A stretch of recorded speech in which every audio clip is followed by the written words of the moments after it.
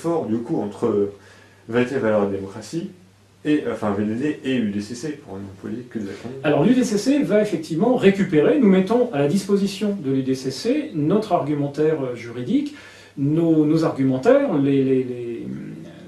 la manière de voir les choses. Oui, effectivement, VVD soutient l'action, mais vraiment soutient à fond l'action de l'UDCC, et nous associons à son action, et nous mettons à disposition Mais ce ne sont pas exactement les mêmes personnes.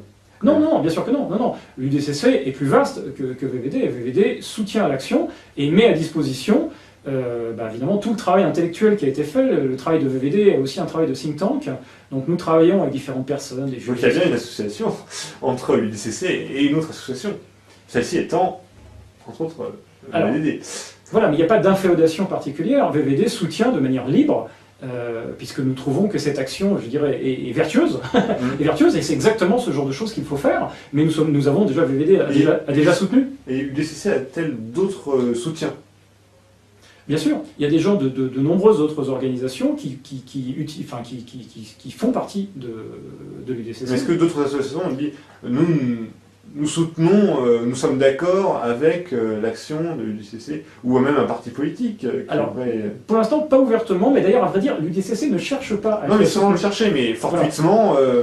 Alors, pour l'instant, non, pas officiellement, je dirais, mais par contre, des membres, il y a une espèce de porosité des membres de différentes organisations, des gens de riposte laïque, des gens de résistance républicaine, des gens de différents endroits, effectivement, qui sont très proches de cette action, viennent. Donc il y a une espèce de porosité, mais justement l'UDCC sert à ça. Plutôt que d'être une fédération d'associations, avec les problèmes d'ego qu'il peut y avoir entre les différents dirigeants, les organisations, le fait que les différentes organisations ne veulent pas travailler ensemble parce qu'elles ne sont pas d'accord sur tout, là, l'idée c'est que justement, on met les gens d'accord sur une action. L'idée de travailler sur une action. Voilà. Êtes-vous d'accord pour dire que ce projet, en l'occurrence l'Institut des cultures d'islam, est un projet nuisible qui doit être combattu? Oui, non. Tous les gens qui disent oui peuvent travailler avec nous. Nonobstant, là encore, les autres opinions sur les autres sujets. L'idée est de rassembler de manière vraiment très large des gens qui sont d'accord sur un sujet et une action.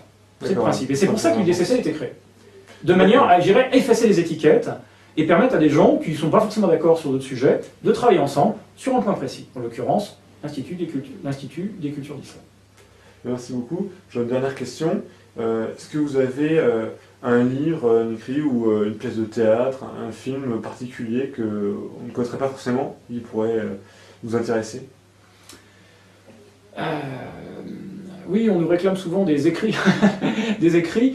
Je vous conseille d'aller jeter un œil déjà sur le site de Vérité, Valeurs et Démocratie. Alors c'est très facilement trouvable. Sur n'importe quel moteur de recherche sur Internet, vous tapez Vérité, Valeurs, pluriel, et Démocratie, ou Démocratie tout seul, et vous tombez sur nous, il y a des pages entières. Alors, comme je suis porte-parole de VVD, j'ai fait des conférences qui expliquent justement l'argumentation, qui expliquent le problème de l'introduction de la charia dans notre société et de cet immense danger auquel la République doit faire face et auquel les citoyens aujourd'hui doivent sensibiliser leurs élus. Sur le site de VVD, donc, vous pouvez trouver ces conférences qui expliquent l'argumentation, argumentation dont une partie d'ailleurs va être récupérée pour l'UDCC, parce que, ma foi, ce qu'on dit au niveau de la légalité est valable pour toutes les organisations. Sinon, un autre titre, si les gens s'intéressent aux élus qui font n'importe quoi en France, un livre de Joachim Veliokas, édité par les éditions Tatami, qui s'appelle « Ces mères qui courtisent l'islamisme » ou quelque chose du style. C'est un livre très instructif qui montre ce qu'il ne faut pas faire quand on est un élu, et ce qui est de plus en plus fait d'ailleurs en France, c'est-à-dire des élus qui utilisent l'argent public et qui font vraiment n'importe quoi, c'est-à-dire qui... Un maire, il faut quand même voir, c'est le représentant de la République.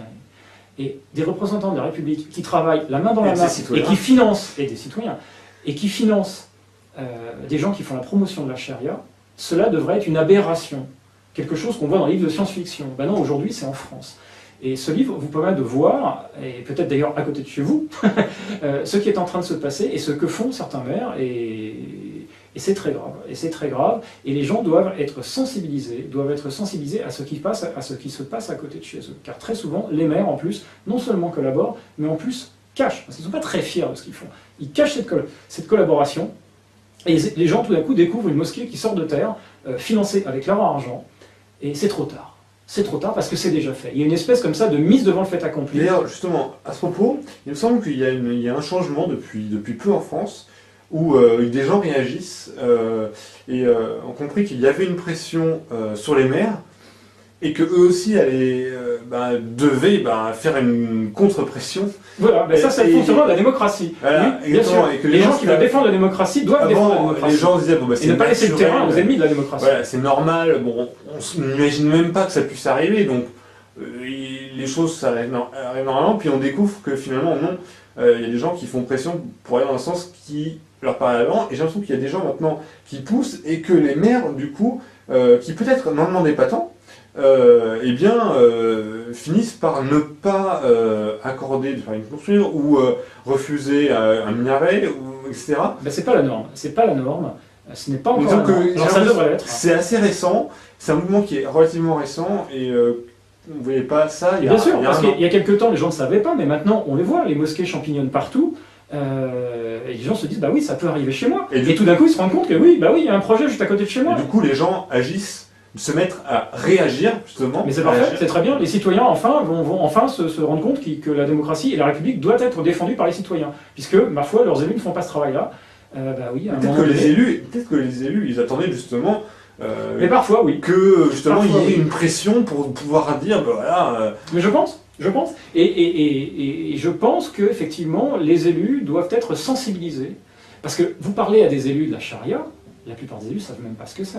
Ils ont entendu parler d'islam, bien sûr. Mais la charia, ils ne savent même pas ce que c'est. Donc, ça fait partie de notre culture aussi. Mais j'entends bien. Mais par contre, ça fait partie de la culture qui est en train d'être enseignée dans les mosquées. Mais et c'est ça le problème. Et c'est ça le problème. Et aujourd'hui, nous devons enseigner à nos maires, et en tout cas les sensibiliser à ce problème-là. Les maires doivent apprendre à regarder et à détecter la charia. C'est-à-dire, est-ce que vous voyez une organisation qui tout d'un coup fait la promotion de la séparation des hommes et des femmes? Est-ce que vous voyez une organisation qui fait la promotion du port de vêtements spécifiques? Est-ce que vous voyez une organisation qui fait la promotion d'interdits alimentaires?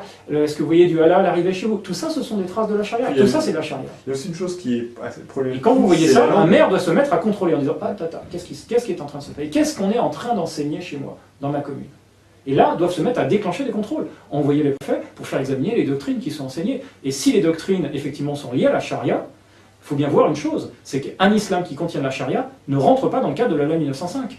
Quand vous avez un islam avec charia, vous ne pouvez pas réclamer la construction d'une mosquée, et en tout cas, vous ne pouvez pas bénéficier de la construction d'un bâtiment cultuel. Puisque quand une association réclame la construction d'un bâtiment cultuel, c'est par l'application de la loi 1905. Or, l'islam avec charia ne rentre pas dans la loi 1905. L'islam avec charia est hors de la loi 1905, et donc à partir de là, nous n'avons pas, la République n'a pas octroyé